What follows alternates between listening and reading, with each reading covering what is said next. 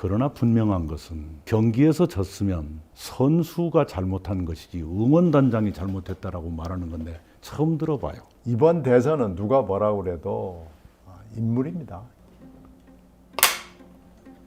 이 사진은 이제 그 작년에 그 장성에서 이제 강연을 하셨을 때 이제 그 앞에 이게 시위를 하러 모인 사람들인데 보면 맨 왼쪽에 이제 플래카드를 보면 검찰공화국 탄생 원흉 낙엽은 정계 은폐하라 이렇게 써 있죠. 이런 식으로 현 정권 탄생의 원흉이라는 인식들이 있습니다. 이제 또 영상 하나 또 볼게요.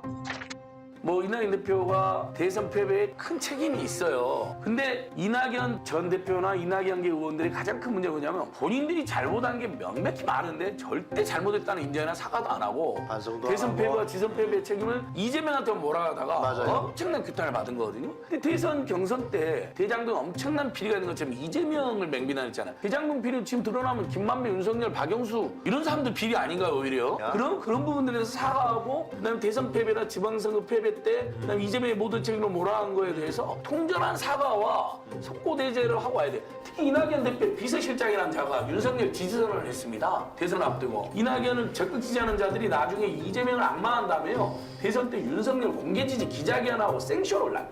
이거에 대한 국민들의 충격이 엄청나게 남아있고 근데 아무 말 없이 들어와서 이제 와서 싸우겠다?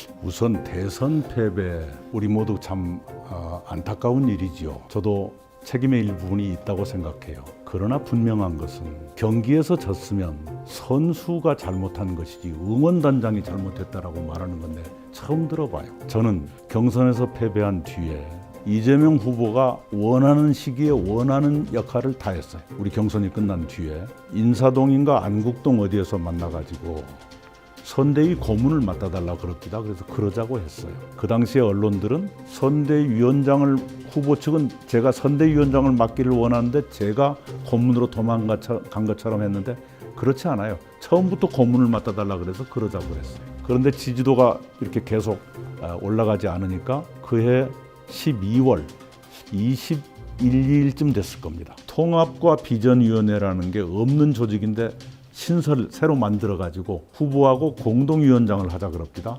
또 그렇게 하자고 했어요. 그리고 그때부터는 이런저런 사실상의 유세, 여러 행사 무지하게 했지요. 그때 저에게 그걸 맡아달라고 했던 것은 나중에 들으니까 선대위원장을 맡기고 싶었는데 송영길 선대위원장 대표였죠. 송영길 대표가 그걸 거부했다는 거예요. 송영길 대표가 그러면 나는 뒷방 늙은이 되란 말입니까? 해서 반발하니까 그걸 손을 못 대고 없는 조직, 통합과 비전위원회 위원장을 이렇게 만들어서 하게 했죠. 2021년 12월인데 그건 신년호 여론조사에 이렇게 추월해야 되는데 그게 마음이 급해서 저를 시켰던 것 같아요. 단 선대위원장이 안 됐죠. 그러다가 2월 초에 후보 부인의 법인카드 사용 이게 터져요. 그때 이재명 후보가 저에게 문자를 보내가지고 위기입니다. 이것을 극복할 수 있는 사람은 대표님 뿐입니다. 총괄해 주십시오. 그래가지고 총괄 선대위원장이 됐습니다. 대선 한 달 전이었어요. 한 달 전이죠. 네. 그때는 송영길 대표가 코로나 걸려서 집에 있는 바람에 반발하기가 어려웠을 거예요. 그래서 제가 그걸 하게 됩니다. 그 한 달 동안에 후보보다 제가 더 유세를 한 횟수가 많아요.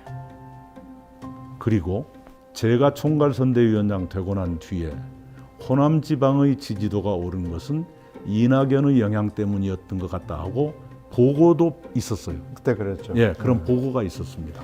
그때 저에게 기대했던 것이 호남 지방의 지지도를 올려달라는 것이었거든요. 그런데 저 때문에 졌다는 것은 호남 지방의 지지가 부족했다는 뜻인가요? 그것을 분명히 해야 될 거예요. 이건 굉장히 안 좋은 일입니다. 흔히들 말하잖아요. 총선은 회고투표, 대선은 전망투표. 어떤 후보를 대통령으로 삼아서 5년을 함께 지낼 것인가 하는 미래를 전망하면서 투표하는 것인데 그 당시 선거는 비호감 투표라고 다들 알고 있었고 이재명 후보한테 누군가가 물어봤었어요. TV 토론인가 아니면 기자들 질문이었던가 이렇게 비호감 선거는 어떻게 해야 되느냐 그러니까 더 싫은 사람이 떨어지고 조금 덜 싫은 사람 찍으면 되지요 그랬단 말이에요. 아니 본인 말입니다. 그것이. 그런 상태였습니다. 그것을 자꾸 이낙연 탓이다, 또는 문재인 정부 탓이다, 문재인 대통령 탓이다. 자꾸 남 탓을 안 하는 게 좋아요. 네. 아니 그리고 대선 후보가 제일 중요한 거거든요. 대선에서는. 그리고 총선도 뭐 비슷한데 인물이 일단 제일 중요한 건데요. 인물의 매력, 그 매력 포인트는 뭐 여러 가지가 있지만 그 매력 포인트에서 서로 지금 문제가 너무 심각해가지고 그런 상황에서 이번 대선은 누가 뭐라고 그래도 인물입니다. 인물 때문에 이렇게 된 거고, 만약에 선거 결과가 그게 뭐 0.7%건 7%건 그렇게 나왔으면 대선 후보가 국민과 당원들 앞에서 고개를 숙이는 게 맞죠. 그 젖잘싸라고 하는 게 그게 말이 안 되잖아요.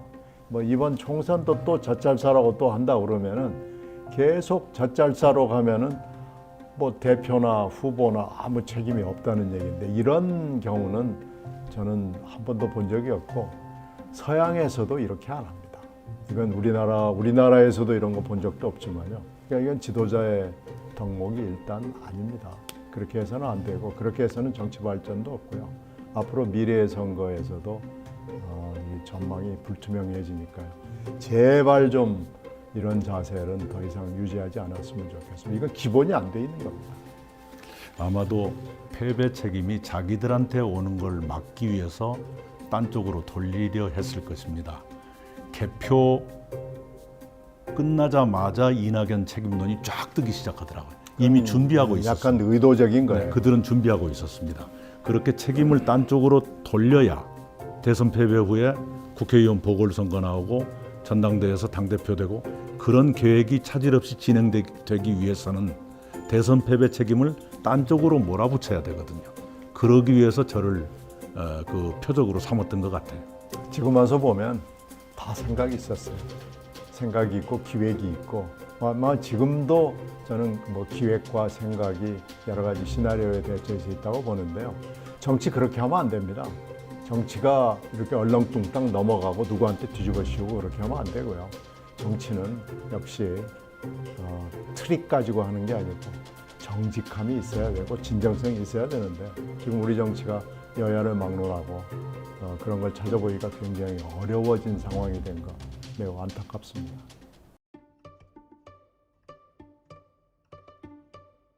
지지자들께 섭섭하거나 아쉬움을 느껴서는 안 되지요. 많이 부족한 사람인데 그렇게 지지해 주시고 도와주신 것, 그게 고마운 일이지요. 그러나 방금 우리가 봤던 것처럼 없는 일까지 왜곡해서 또는 과장해서 사람을 이렇게 짓밟는 것, 정말로 잔인한 범죄입니다. 이런 것은 용서해서는 안 됩니다. 이렇게 가면 안 되지요. 글쎄요. 그런 분들을 향해서 제가 뭐라고 말해야 될지 모르겠네요. 네, 상처받은 사람은 잊지 못하는 것입니다.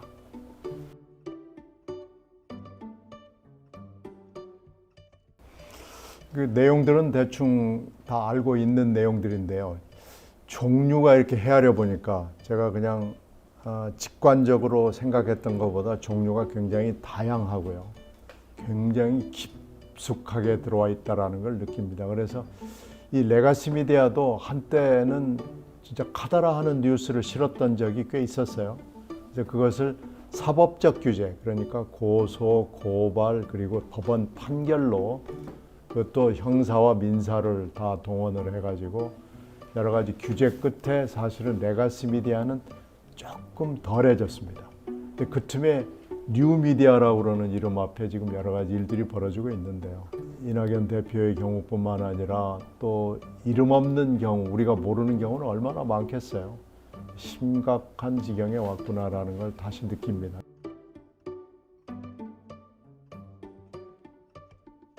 예, 많이 놀라셨을 거예요. 근데 여러분이 보시기에 제가 악마 같습니까? 제가 일도 않고 나쁜 짓만 골라서 하고 다니는 그런 사람 같습니까? 그렇지 않습니다.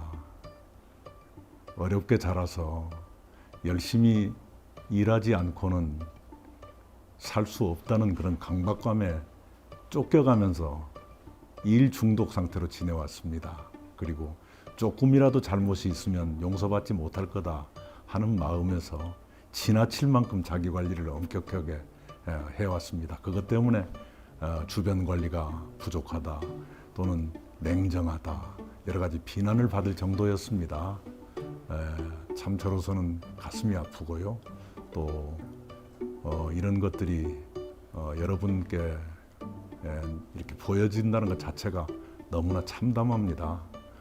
여러분께서 저를 있는 그대로 보아주시기 바랍니다. 전들 왜 흠이 없겠습니까마는 오늘 여러분이 보신 것 같은 그 정도로 엉망진창 인간은 아닙니다. 그랬으면 저를 뽑아주신 우리 유권자들 그리고 저를 총리시켜준 대통령이 전부 바보였겠습니까?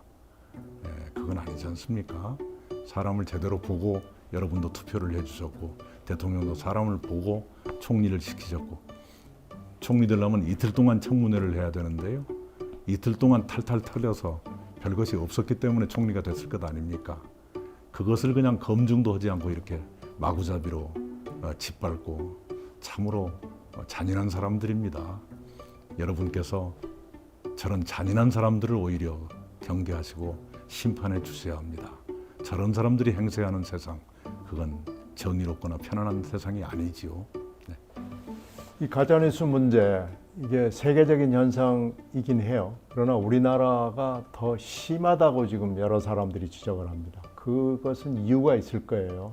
이런 가짜뉴스가 횡행하도록 우리나라가 더 너그럽게 봐주고 있다는 뜻 아닐까요? 그래서 뉴스를 접하시면 한번 좀 의심해 주세요. 우리나라 분들이 굉장히 머리가 좋고 여러 가지 판단 능력이나 이런 게 빠른 분들이기 때문에 한 번만 생각해 주시면 이낙연 악마에 관련된 거의 모든 뉴스들이 얼마나 허황된 것이고 가짜라는 이 바벨탑 위에 서 있는가를 아실 겁니다. 가짜는 언젠가 무너지죠. 그러나 그 무너지기까지 시간이 걸립니다. 그 시간 동안 이낙연이라는 개인 그리고 우리나라 정치, 사회는 정말 힘듭니다. 잘못하면 이게 잘못된 길로도 갈 수 있다는 걸 이해하시고 제발 한 번만 뒤집어서 생각해 주십시오. 물어봐 주십시오. 이게 과연 진짠가? 이렇게 말입니다. 수고하셨습니다. 네.